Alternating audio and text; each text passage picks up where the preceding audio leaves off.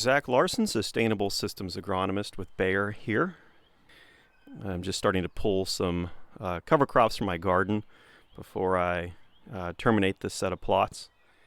And just wanted to take a moment and let's see what we were looking at in terms of roots from our most common legumes. I had 3 species of clover this year. We had Balanza, red clover, and crimson, as well as our viney legumes of Austrian winter pea and hairy vetch. We do get some differences in roots with these, and we can take a look at our Balanza clover first. Balanza is a great forage, really beautifully palatable clover. In terms of the roots, we can kind of break this apart and see that really a very fibrous root system from it. Maybe not quite as deep as some of our other clovers here. It doesn't have quite the same tap root, but really nice for modifying your surface soil here. You can see how crumbly that is. Moving on, we have our standard red clover. You can see we really had a great stand this year with some really large plants, but you can see the stem is a little bit tougher. Red does give us a little bit more of the tap root here. I pulled out a couple nice ones that have these kind of bigger tap roots. You can see this guy really kind of branching off there, and this one holding on to some aggregates. Just a little bit more mass in there, you can see, compared to it. But this is a really nice complement to maybe some of the other species, especially if you have a mix happening. And then crimson clover, and crimson's gained a lot of favor, particularly for its nitrogen production. And I would say it's kind of intermediate between the two. It doesn't have quite the aggressiveness in the taproot as does the red clover there, but you can see it does produce a little bit of a taproot there, and still plenty of finer root structures to help modify that surface soil.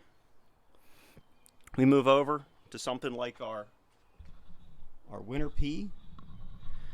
Winter pea vines really well, and mine really kind of took off here in the last couple weeks. It didn't do so well over the winter, but man, really came on with a punch here within the past couple weeks. But you can see it really doesn't have that one-off taproot structure there. A lot of fine roots, but really does a nice job in that surface soil modification. Really, really nice fine roots there. We can see some nodules popping through, which is really nice. In this case, small plot work, I oftentimes don't inoculate my peas or my vetch, so it was nice to see some nodules coming through there as well. And then we get to our vetch, hairy vetch, which again, like Austrian winter pea, really takes off in the spring. This one kind of has a little bit of both. We can see that taproot action that starts off on the center there and then comes out. I pulled a couple plants. Hairy vetch is always really hard to pull, but we can see, a nice rooting depth for the fibrous roots on the hairy vetch here. Got a couple that are maybe a little bit more extensive. Again, some nodules kind of coming through there, which is great to see. Here's one where you can see that more central taproot coming through, but lots and lots of fine root structure coming off there as well. And you as evidence is guys like this as well, and this kind of bigger central root. So what's this mean in terms of what you should be thinking about when selecting cover crops and working with cover crops? I always try to think, particularly in working in the context of a mix, is think about, what are complementary species? Think about complementary in terms of when it's growing, but also the growth structure above and below ground for the plant. So, we have 2 really nice ends of the spectrum here. If we wanted to say put something in like the winter pea that's going to come on really aggressively in the spring, but also vine. It's going to vine, but also start to trellis up with these little guys. Start to trellis up things, like standing cereal rye or some other crop. Something like pea is going to be really great for that. So we're kind of slow in the fall, fast in the spring. We want to climb. We can match that with something like our red clover here.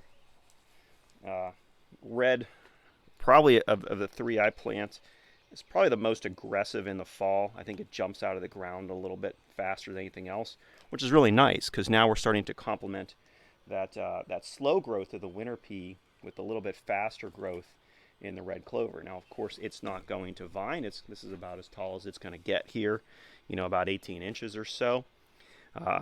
So really, we can think about how do we kind of mix and match what we have above and below ground, and as well as what's happening with when that growth is starting to come on. Of course, we can start adding in brassicas, grasses, anything else to make that happen. But and we can certainly work with that same idea as well as trying to kind of match root structures, match that growth above ground, and then also match when things are starting to really pick up or be a bit slower. So always think about what you're dealing with in terms of growth habit from your cover crops. Match your function, match your growth, and always try to kind of get the most bang you can out of putting, bang for your buck as you can and putting some of these things together.